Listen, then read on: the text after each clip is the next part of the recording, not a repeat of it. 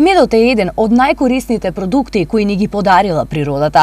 Го произведуваат медоносните пчели од нектар и полен, го надополнуваат со многу вредни супстанции и потоа таа суровина ја складираат во саќе каде медот зрее.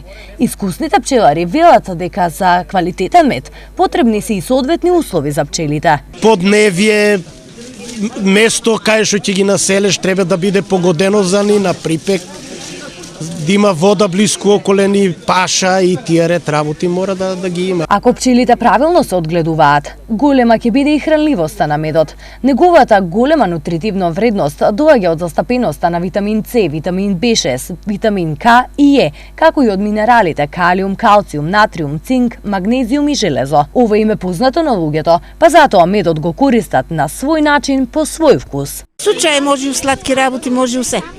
Па со ложечката ќе си стаеш, ќе си го размутеш чајот и ќе си јадеш, пиеш, убаво. Оно може и со лимон, со моркови, со јаболки, то убаво е нешто да направиш нешто квалитетно ева како ги помешаш и со јагоде биво и со се.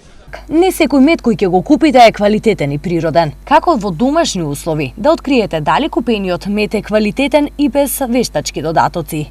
Разликата меѓу едниот и другиот е во тоа што природниот мед, значи медот добиен од пчели, по природен пат, кристализира со подолго стоење, за разлика од него, синтетичкиот или вештачки добиениот мед не кристализира по долго стоење. Како да се одреди на едноставен начин? Па многу просто. Значи, истекувањето на природниот мед во тенокумас е континуално, без прекид, до крајот на целото истекување. За разлика од него, синтетичкиот или вештачкиот неприроден мед истекува во почеток во тенокумас, меѓутоа крајот на истекувањето више преминува во капки. Археолозите кои купале околу египетските пирамиди во повеќе наврати успеале и меѓу артефактите да најдат и цели садови полни со мед, стари илјадници години, кои уште биле добри за јадење. Ова укажува на тоа дека медот е единствената супстанција која никогаш не се расипува.